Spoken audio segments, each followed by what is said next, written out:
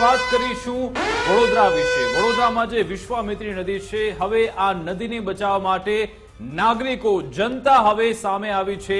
નાગરિક સમિતિ લોકોએ બનાવી છે અને હવે વડોદરામાં બેનર લગાવવામાં આવે છે કે હવે વિશ્વામિત્રી જે નદી છે તેને તમે મૂળ સ્વરૂપમાં લાવી દો, તેના જે દબાણો છે તેને દૂર કરો, ભૂખી કાસ પરના દબાણો દૂર કરો। સૂત્ર લખવામાં આવ્યું છે કે સંસ્કારી નગરીમાં જે આ પૂર આવ્યું છે તેની પાછળ જવાબદાર છે દબાણ। તે દબાણને દૂર કરવું જરૂરી છે। સવાલ એ છે કે હવે નાગરિકો જાગૃત થઈ ચૂક્યા છે।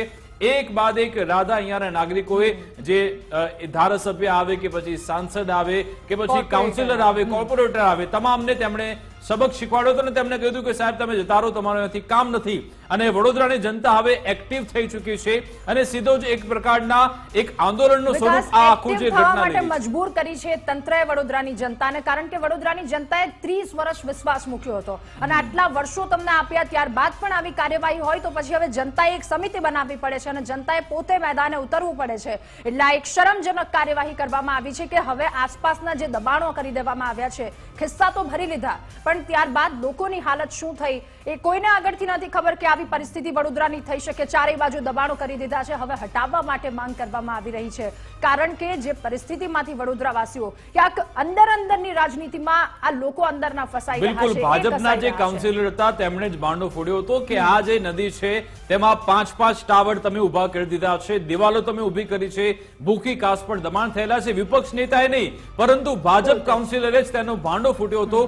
સવાલ એ છે કે 5-5 ટાવર આ નદીમાં ઉભા થઈ ગયા છતાં પણ અહીંયાના વહીવટી તંત્રને તેના વિશે કેમ ખબર ના પડી? આવું દબાણ અહીંયા ઉભું થઈ રહ્યું છે તેની આ જાણ સ્થાનિક તંત્રને ખબર હશે જ, કારણ કે તેમાં મિલીભગત હશે, જે કોન્ટ્રાક્ટર હશે, ભ્રષ્ટ નેતા હશે, ભ્રષ્ટ અધિકારી હશે, તેની મિલીભગત હશે, એટલા માટે જ દબાણ ઉભા થયા છે। અને સાથે સાથે 2014માં પણ એક અધિકારી હતા, તેમણે આ સંભવિત પૂર વિશે પહેલાથી આગોતરા જાણકારી આપી હતી। એક આખો અહેવાલ તેમણે વર્ષ 2014માં એટલે કે 10 વર્ષ પહેલા તૈયાર કર્યો હતો કે જો આજવા સરોવરમાંથી જો પાણી વધારે છોડીશું તો નદીમાં વિશ્વામિત્રી નદીનો જે જળસ્તર છે તે વધશે અને વડોદરા પૂરની પરિસ્થિતિમાં મુકાઈ શકે છે। તેમણે મોરબીનું પણ ઉદાહરણ આપ્યું હતું કે મચ્છુ નદીનો જે ડેમ તૂટ્યો હતો તેના કરતા પણ ભયંકર સ્થિતિ વડોદરાની થઈ શકે છે જો તમે આગોતરા પગલા ન લો ને સ્થિતિ એવી થઈ। બિલકુલ, અને આ જો વડોદરાની વાત કરીએ, પૂર પછીના જો કિસ્સા કદાચ આંગળીના વેઢે પણ આપણે ગણી શકીએ એવા કિસ્સાઓ સામે આવ્યા છે। એ બોટ કે જે બોટને ઉપયોગમાં લેવાની હતી જે તે સમયે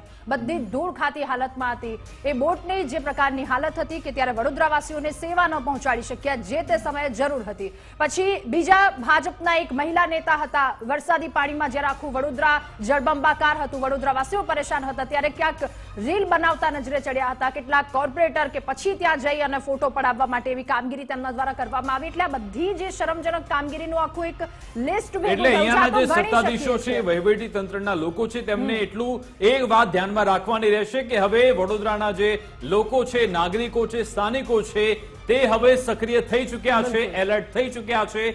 તે હવે તમને સબક શીખવાડી પણ શકે છે। જો તમે ખરા અર્થમાં જમીન પર ન ઉતર્યા, લોકો માટે કામ ન કર્યું તો પછી ગમે ત્યારે તમને તે પાઠ ભણાવી પણ શકે છે, કારણ કે દર 5 વર્ષે તેમને મોકો મળતો હોય છે અને મોકાનો તે પૂરેપૂરો ઉપયોગ કરશે। તે હવે લાગી રહ્યું છે વડોદરાથી જો તમે જનતા વચ્ચે ના ગયા, તેમની કામગીરી ન કરી તો પછી પરિસ્થિતિ ચિત્ર બદલાઈ પણ શકે છે, કારણ કે હવે પાણી ઉપરથી જતું રહ્યું છે અને આ પાણી ઉપર ગયું તે આખા ઓગસ્ટ મહિનામાં વડોદરાવાસીઓ અનુભવ્યું હતું, કારણ કે 80% વિસ્તાર પાણીમાં જતો રહ્યો હતો।